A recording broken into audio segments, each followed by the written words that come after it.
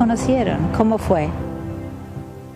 Yo no diría conocerlo, pero cuando lo vi la primera vez fue cuando trabajaba en Prensa Latina en Colombia. Acababa de fundarse Prensa Latina, yo soy de los fundadores, es decir, del equipo fundador de Prensa Latina. Mira, era una época tan cercana al principio de la revolución que todavía había un avión de Pan American que volaba Barranquilla, Camagüey, Miami. Entonces yo estaba haciendo una escala en Camagüey para venir a La Habana. Y de pronto hubo una movilización general, y era Fidel que venía. Entonces llegó al aeropuerto y tenía Celia Sánchez con él. El avión que yo tenía que conectar se demoró mucho, porque había mal tiempo. Entonces Celia me presentó y él conversamos alguna cosa. Él andaba en un DC-3 que se llamaba Pico Turquino. Y ese avión estaba ahí en el aeropuerto en ese momento, y el avión en que yo me iba, que era un Viscount de la Cubana de esa época, no salió porque había muy mal tiempo hasta el aeropuerto de La Habana. Fidel acabó de almorzar, llegó, dijo, nos vamos. Dijo, no se puede, Fidel, porque hay mal tiempo. Dijo, mal tiempo, no, la revolución no reconoce mal tiempo. Se metió en el avión y se fue, y yo me quedé pensando, voy a tener yo la primicia de haber visto a Fidel por última vez cuando se embarcó en el avión.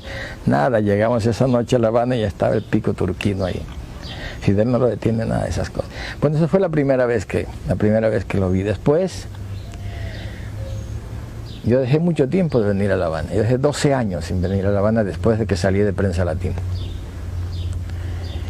Y volví antes de Angola, porque estaba muy interesado en lo de Angola, pero ya teníamos él y yo relaciones por amigos. Ahora, en esa ocasión, realmente lo que consolidó esa amistad fueron los libros. Porque le pregunté, bueno, ¿qué estás leyendo? Y me dijo, no tengo tiempo de leer por estar leyendo documentos. Y por eso es horrible, es esterilizante y es estresante. Yo te voy a traer libros para descansar. Y empecé a traerle bestsellers.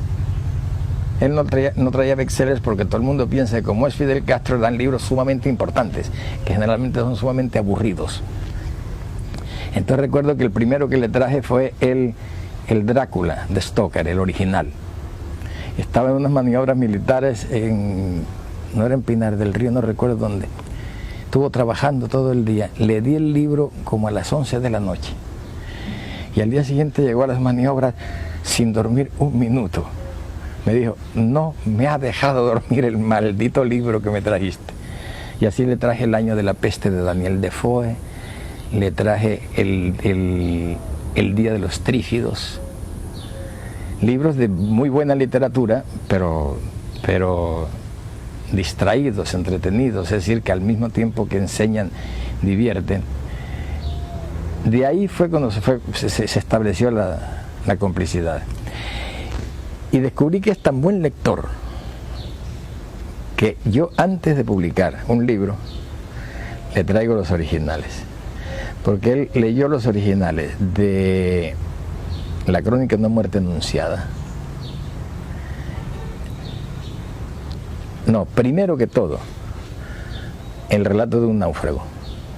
Lo leyó y me dijo, ahí hay un error. Digo, ¿por qué? Dice, porque tú dices que el barco salió a tal hora y llegó a tal hora. Un destructor de la Armada no puede desarrollar esa velocidad. Y sacó cuenta de que tiene una facultad extraña para hacer cálculos matemáticos. Es absolutamente imposible que lo haga a esa velocidad, porque comprobé y efectivamente había un error que se había arrastrado en el libro desde hacía mucho tiempo. Y en la crónica de una muerte anunciada había un error también en las armas y en el calibre de las armas. Todo eso es como si fuera un editor, la palabra esa que tienen un editor de libros. Señala contradicciones, anacronismos, inconsecuencias que se le pasan a los profesionales. porque es un lector muy minucioso y además muy constante y le rinde mucho la lectura. Es que lee siempre. En el carro tiene una luz para poder leer, sobre todo en la época en que hacía grandes viajes de noche en automóvil, siempre iba leyendo. Y muy buen lector y muy bien informado, y sus amigos, algunos amigos lo mantienen al día en la literatura. Le gusta mucho la literatura, las obras literarias, y sigue muy de cerca, sobre todo la novela la está siguiendo muy de cerca. Ese facete de su vida la gente no sabe tanto. Y se llevan sorpresas, porque vienen con visitantes que tienen la impresión de que o no lee, o que no le interesa la lectura, o que no es un lector muy inteligente o con muy atento, y se lleva la sorpresa porque es que lee al derecho y al revés. A él le gusta la gente que lo trata con naturalidad. Hay una cosa que a mí me preocupa mucho. Fidel no es tan alto ni tan grande como parece, ni tan corpulento como parece. Lo que pasa es que cuando entra ocupa todo el espacio, se da la impresión, su personaje ocupa todo el espacio y la gente lo ve como... Pero después cuando se familiarizan, pues no, ese es un hombre de buena estatura, pero no ese hombre colosal que parece. Y eso, la gran mayoría de la gente, pero muchísima gente en la cual no se pensaría que le sucediera, pierde la naturalidad cuando conoce a Fidel, por timidez. Después ya cuando se asientan están, pero Fidel maneja muy bien esa situación, porque él también es muy tímido. Él dice que yo digo esto mucho y que no es cierto, pero en el fondo lo sabe. Pero sabe cómo sobreponerse. Es que lo sabe manejar, es que eso es lo importante, saberlo manejar, pero le gusta cuando lo tratan con naturalidad. Déjame ver a Mercedes, la niña está brava conmigo. Mi mejor amiga. ¿Cómo está? Ya, hablaremos.